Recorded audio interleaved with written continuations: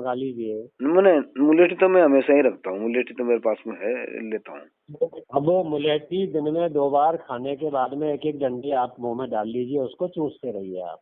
हाँ, वो तो जानकारी मैं तो जानकारी के लिए बता उसको दूं तो मैं आपको। उसको लेता ही रहता हूँ, घंटे भर में, आधा घंटा में, जरा जरा सा।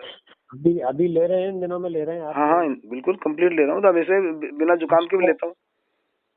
उसको हाँ, बिना जुकाम के नहीं लेना चाहिए।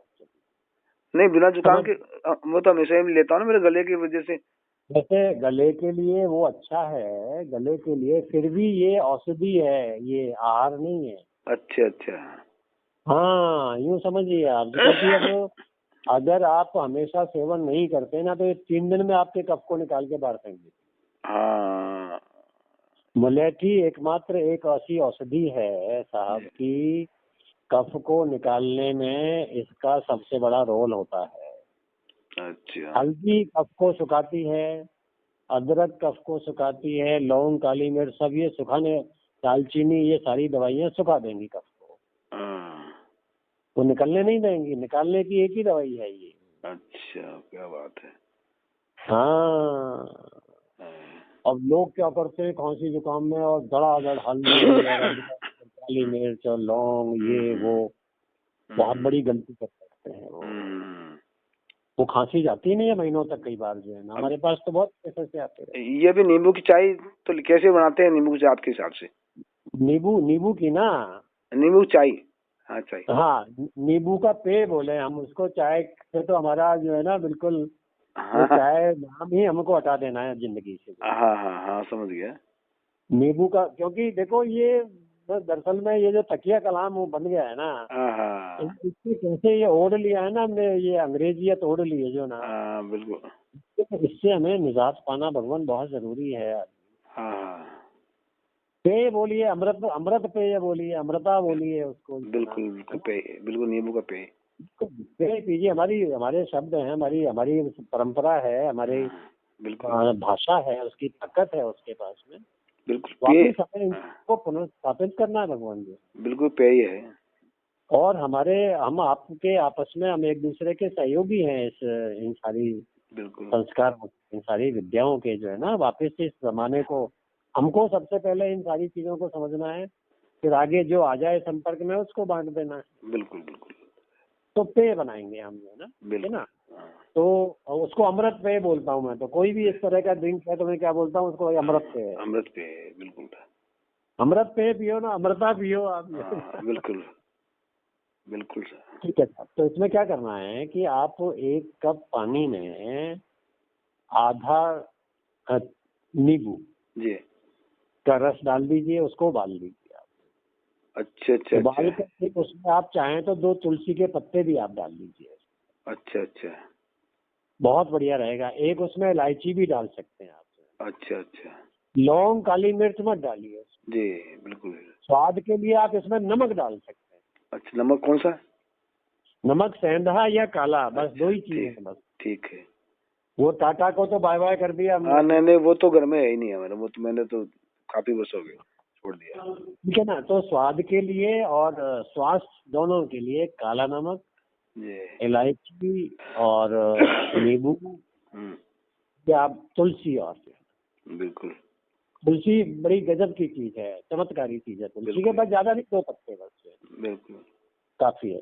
और इसमें थोड़ा सा लास्ट में जब उबाल लो, इन सब चीजों को उबाल करके नहीं, इसमें चाय गुनगुन रहता है तो शहद उसमें। इसमें चाय की पत्ती नहीं डालनी क्या?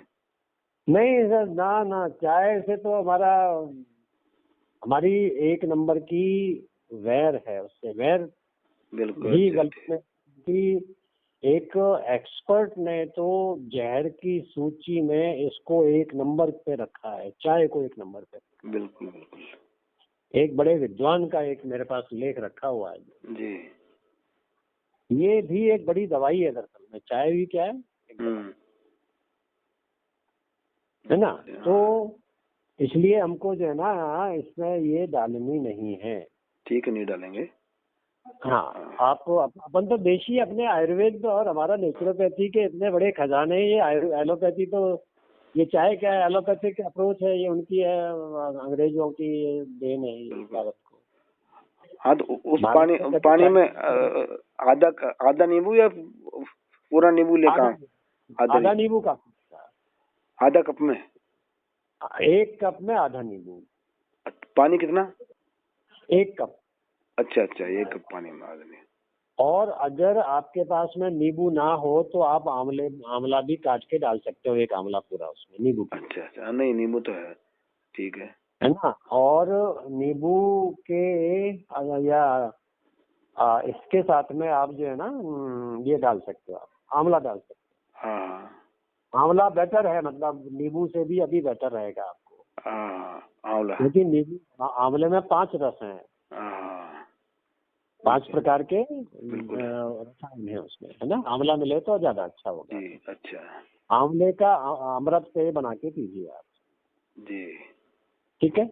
ये बना के थोड़ा गुनगुना रह जाए तो उसमें 1 चम्मच शहद डाल लो, फिर आनंद लीजिए उसका। अच्छा, शहद भी? शहद भी, बिल्कुल। ये सारी चीजें मैंने जो घटक बताए हैं ना, जी ये सारे कफ को खींच के निकाल के बाहर फेंके। बिल्कुल बिल्कुल। और एक चीज बता दूं, नाभि में 10 बूंद सरसों का तेल डालना है दिन में 2-3 बार। अच्छा अच्छा, 1 या 2 बूंद? हाँ नाभि में 10-10 बूंद 3 बार तेल डाल के लेट जाना, 10 मिनट के लिए डाल के। तो नाभि में 10 बूंद कैसे जाएगा? तो इतनी इतनी तो ऊंडी है नहीं, गहरी है नहीं। अरे साहब सुनिए, आप 10 बूंद डाल दो आप तो, अच्छा इतना तो वो उतना 10 बूंद लायक तो गुंजाइश है वहां पर, 10 बूंद तो वो चली जाएगी वो। अच्छा 1 बूंद लगाते हैं तो अंदर जाती नहीं है, वो तो पूरे पूरे शरीर में जाता है वो तेल साहब, 10 बूंद डालेंगे तो अच्छा अच्छा पूरे शरीर में जाएगा वो, 10 बूंद ही जाएगा, 1-2 बूंद नहीं जाता पूरी बॉडी के अंदर।